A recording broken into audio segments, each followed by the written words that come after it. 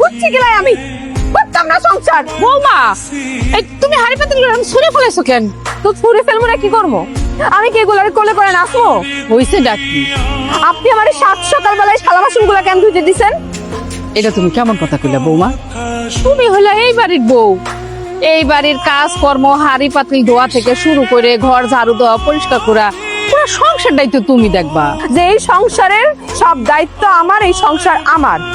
অতএব আমার সংসারে কে কাম করে খাবে আর আমার সংসারে কে বৈশা খাবে সেই সিদ্ধান্ত আমি নিই।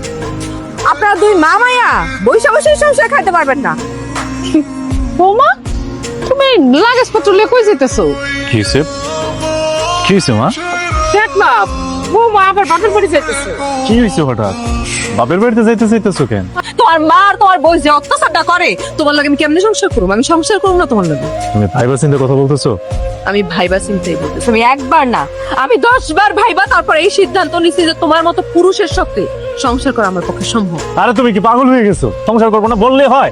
আমি যে সিদ্ধান্ত নিছি সেই সিদ্ধান্ত বুঝে শুনে নিছি।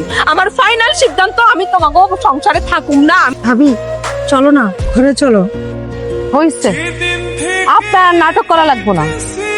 আমি যা সিদ্ধান্ত নিছি আমি তা বুঝে শুনে নিছি, আর আমি যা একবার কই আমি তা করি। আমার আর কেউ বাধা দিবা। আসমা, আসো। খুব ভালো কাজ করছো, যা করছো ঠিক কাজ করছো। বড় মামা, এই বাইরে এসো। কেমন আছো বোন? ভাবি আমি ভালো আছি, তুমি কেমন আছো? আলহামদুলিল্লাহ ভালো আছি। ছোট ভাবি তুমি কেমন আছো? হ্যাঁ আমিও ভালো আছি, কিন্তু তুমি হঠাৎ কাউরে কিছু না কয়ে হঠাৎ চলে এলে যে?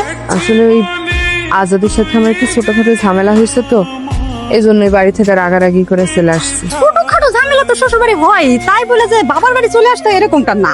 কিন্তু আমার মনে হইতেছে বড় কোনো ঝামেলা হয়েছে কিনা, এই জন্য চলে আসছি কিনা এই জন্য জিজ্ঞেস করতেছি। ভাবি আমার আশাতে যদি আপনাকে খুব বেশি অসুবিধা হয়ে থাকে তাইলে আমি এখন চলে যাবো। না না, তা যাবা কেন? তাহলে তোমরা আমার মেয়ের সাথে এই ধরনের কথা বলতেছো কেন? হ্যাঁ মা, তুই ওদের কথা শুনিস না, চল আমার ঘর চল। আসমার আমি কোনোভাবে বলতে পারতাছি না। যেদিকে তাকাই ওই দিকে আসমার স্মৃতিগুলো আমার চোখের সামনে ভাইসা উঠে। মা, আসমা কি আমাদের ছাড়া থাকতে পারবো?